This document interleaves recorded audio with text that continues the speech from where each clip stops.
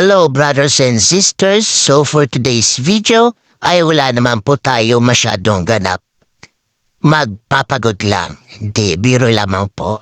So kagaya po ng inyong nakita kanina sa ating introduction, tama po kayo ng iniisip. Ako po talaga ay isang karpentero at hindi isang teacher. Pumunta ako dito sa aking school dahil may mahalagang importante na kailangan gawin. Sabi sa akin na aking head teacher ay dumiretso ko sa kanyang office pagkarating ko. Kaya ito po, pagkarating ko sa main values center, kaagad ko na pong binaba ang aking gamit at didiretso po ako sa office ng aking head teacher. Kaya ito po ay lumabas po agad ako at umakit ako sa taas ng aming office. At pagkakita ko po sa aming head teacher, ito po siya ay kasama ko, ay itinuro niya na po kaagad sa akin yung mga kailangan gawin. At ito po ay lumabas kami at pumunta kami sa Science Center at ito po yung mga kailangan namin gawin. Ayan pong cabinet na inyong nakikita ay kailangan ko po siya kaagad maibenta. Hindi po. Kailangan po namin siyang baklasin dahil po itong center na ito na dating Science Center ay gagawin na po siyang isang classroom. Kaya mamaya po ito po ipapakita ko sa inyo kung anong malaking pagbabago na mangyayari sa maliit na room na ito. Pero bago po ang lahat, syempre kailangan ko po munang tumulong dito at tanggalin po ang ilang mga gamit.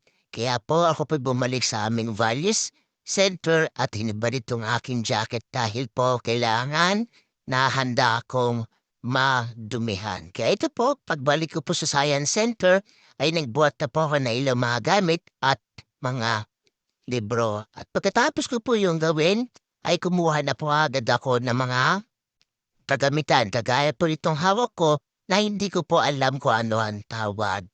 Kaya ito po ay pinupupo na nga po itong kahoy dahil ako po ay galit. Okay.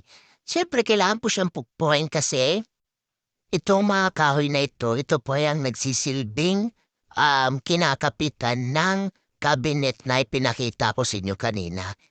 Itong room na kinakatayuan ko po ngayon, ito po ang center ng MAPE. Bali yung kainang ipinakita ko sa inyo, yun po ang Science Center. Bali magkatabi po ang Science at ang MAPE Centers. Kaya nga po, kailangan talagang tanggalin itong tigsisilbing pader na kahoy o kahoy na pader. Kayo na po ang bahala. Ayun, naalala ko na, divider pala ang tawag dito. O kaya divider, umalis ka na dyan.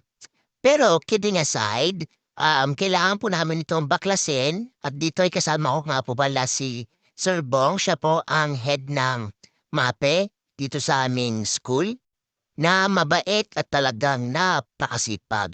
At dito nga po, tinanong ko si Sir Bong kung kailangan ko bang tanggalin itong maliliit na kahoy at yung mahabang kahoy.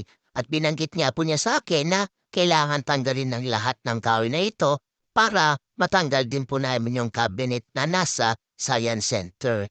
At kaya nga po dito ay nagkaroon kami ng maikling maliit pala na problema. Bukod dito sa mga anay, ay merong isang wire na nakabit po sa taas at hindi po namin alam kung ito ba ay buhay pa ba yung nakabit na kable or hindi na. Kaya nga po ito nagpatulong kami kay Kuya Boyet para malaman kung ano po ang kailangan namin gawin sa wire na ito. At pagkatapos namin matanggal ang wire na ito, ay tinulungan po kami ng aming pinakamamahal na principal.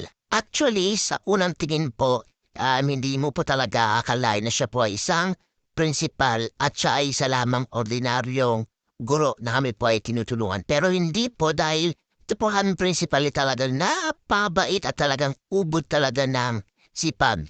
Pwede niya naman po iutos sa aming mga teachers sa iba pating mga manggagawa na kami nilang po ang tatapos at kami nilang rin po ang gagawa. Pero hindi po. Ito po kaming principal na ito ay talagang masipag at talagang dedikado sa kanyang ginagawa. At hindi po niya kami iniwanan simula sa umaga hanggang sa matapos po kami ng hapon. At dito nga po ay nag-usap-usap po kami nila Sir Bong ng aming principal at ako at kung paano ba namin babaklasin ito ng maayos at pino yung aming ginagawa. Kasi mahirap po habang binabaklas namin ito, baka bigla pong bumigay yung cabinet na kinakapitan, tapos yung cabinet po ay sayang. Baka hindi na rin po siya magamit. At dito nga po, gaya po ng inyong nakikita, tatanggalin po namin lahat ng mga maliliit na kahoy. At ang naiwan na lamang po ay itong mahabang kahoy. Dahil itong mga mahabang kahoy po na ito ay kinakapitan rin po siya ng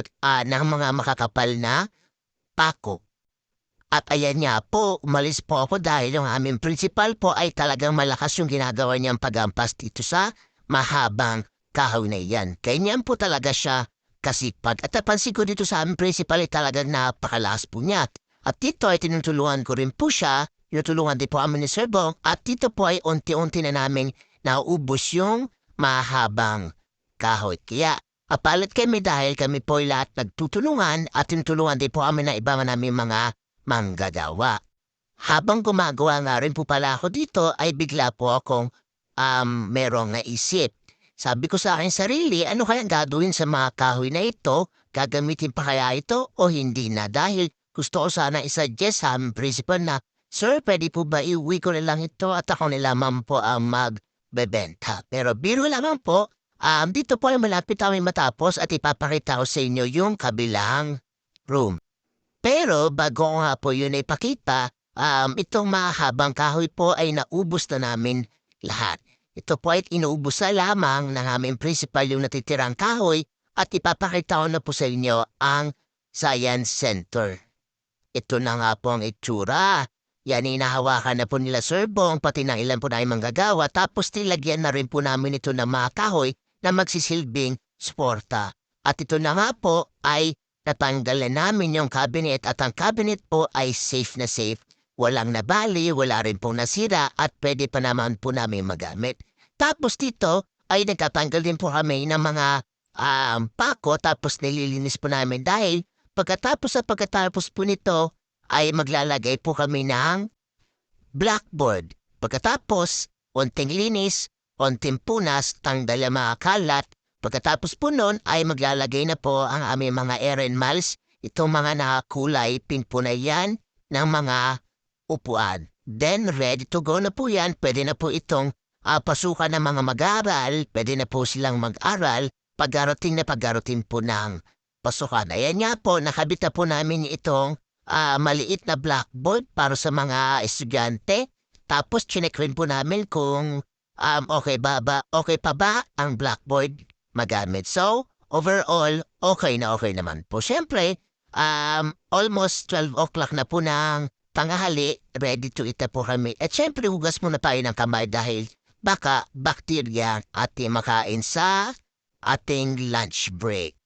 Hindi ko na po pala sa inyo pinakita yung ginawa namin pagkain, pero bumalik na po kaagad ako dito sa aming value center para po makapagpahinga, makatulog dahil pagdarating po mamaya ng 1:30 ng hapon, babalik po kami sa aming ginagawa. Siyempre, kahit po tayo isang teacher, dapat po ay marami pa rin po tayong alam na gawain, marami po tayong alam na skills para magamit po natin ito at makatulong sa ating sarili. Ito nga po, tinawag na kami at muli na kami gumawa ng aming kailangang gawin.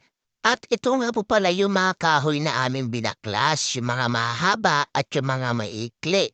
Dahil kailangan po namin maglagay ng panibagong division sa isang classroom. Dahil kukulangin po kami ng isang section. Kaya isang malaking classroom, hinatiti po namin siya sa dalawa para magkaroon pa ng panibagong section. Kaya ito po, naghahakot ako ng mga kahoy simula sa first floor papunta sa third floor. Dahil kailangan po namin ng maraming kahoy para sa aming ginagawang division sa isang section. At ito nga po ay kailangan ko siyang iakyat at medyo nakakapagod lang talaga kasi from first floor akat ka ng third floor pero kakayanin naman po para patuloy po tayong mabuhay. Ito po, dumating na ako sa third floor ng aming liban building.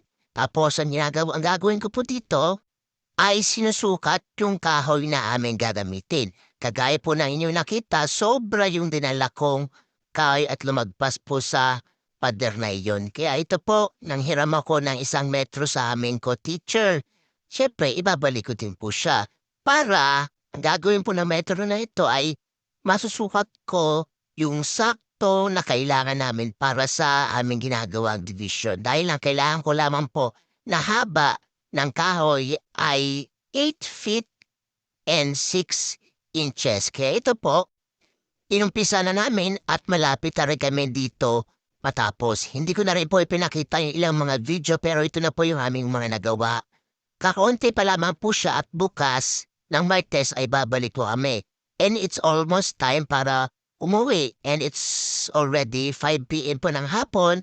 At ito po ako po ay nasa tricycle nagpapahinga dahil pagkatapos po rito ay didiretso po ako sa Pure Gold para bumili po ng ilang kagamitan para sa aking unika iha.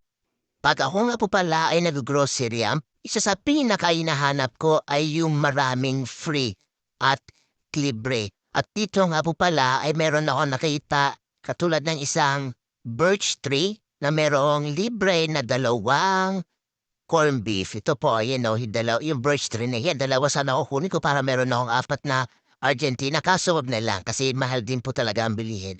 At dito nga po, habang ako ay nakapila, meron akong nakita na nakapaskel sa isang poste. At ang nakalagay po, libre ang pagsakay sa mga pulis pag ikaw ay nakapag-nakaw. Kaya buti na lang po, hindi ko yun na naisip, sayang, libre sana nga sakay sa pulis. Pero kidding aside, to po kitang-kita sa aking mukha yung aking pagod. Kaya sa lahat po ng mga nanood, maraming salamat po sa inyo. God bless at mag-ingat po tayo palagi. Bye-bye!